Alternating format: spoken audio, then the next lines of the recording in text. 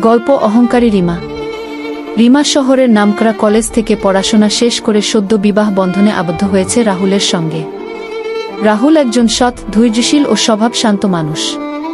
বিয়ের পর দুজনেই শহরের এক ছোট্ট ফ্ল্যাটে নতুন জীবনের যাত্রা শুরু করে। রিমা সুন্দরী, বুদ্ধিমতী হলেও একটু অহংকারী ছিল।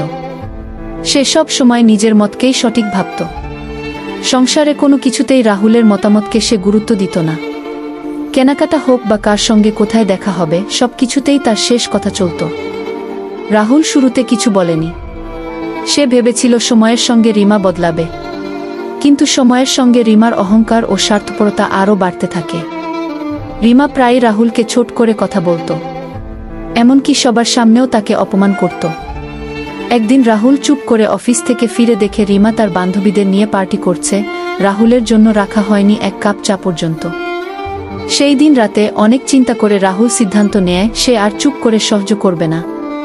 পরদিন সকালে রাহুল রিমার সামনে গিয়ে শান্তভাবে বলল, তুমি যদি শুধুই নিজের স্বার্থ দেখো তাহলে এই সংসার একা টিকবে না। আমি চাই আমরা একসঙ্গে এই সংসার গড়ে তুলি, সম্মান, ভালোবাসা আর বোঝাপড়ার ভিত্তিতে। রিমা প্রথমে বিরক্ত হলো, তারপর কিছুটা চুপ করে গেল। দিন কেটে গেল। কথাগুলো তার মাথায় ঘুরতে থাকল।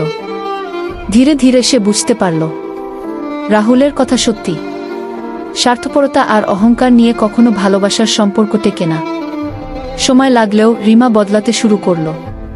সে রাহুলের মতামতকে গুরুত্ব দিতে শিখল, তাকে সম্মান করতে শুরু করল। আর তাতেই তাদের সংসার ধীরে ধীরে এক সুন্দর বন্ধনের রূপ নিল। দ্বিতীয় পর্ব।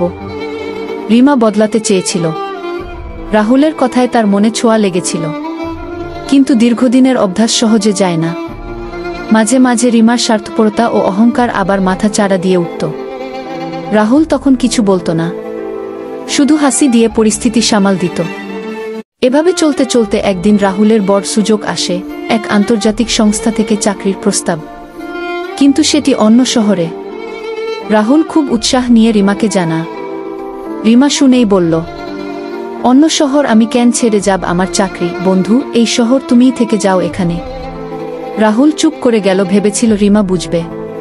একসাথে থাকার অর্থ একে অপরের পাশে থাকা, ত্যাগ স্বীকার করা। কিন্তু সে আবারও নিজেরটাকেই বড় করে দেখল। কয়েকদিন পর রাহুল একা নতুন শহরে চলে যায়। রিমা তখনও নিজের সিদ্ধান্তে ছিল। কিন্তু সময়ের সঙ্গে রাহুলের অভাব তাকে কুরে কুরে খেতে থাকে। তাদের প্রতিদিনের ফোন কলের সংখ্যা কমতে থাকে। রাহুল আর আগের মতো খুশি থাকে না। রিমাও বুঝতে পারে এই দূরত্ব শুধু মাইলের নয়, মনেরও। এক সন্ধ্যায় রিমা একা বসে ছবির অ্যালবাম খুলে রাহুলের হাসিমুখ দেখে হঠাৎ চোখ ভিজে ওঠে। তার মনে পড়ে এই মানুষটাই ছিল তার পাশে যখন সব ছেড়ে নতুন জীবনে এসেছিল সে। আজ কি সে ভালোবাসার চেয়ে নিজের অহংকারকে বড় করে দেখছে? রিমা সিদ্ধান্ত নেয় এবার সময় হয়েছে নিজেকে পুরোপুরি বদলানোর। পরের দিন সে নিজের চাকরি থেকে ইস্তফা দিয়ে রাহুলের শহরের জন্য ট্রেন ধরে।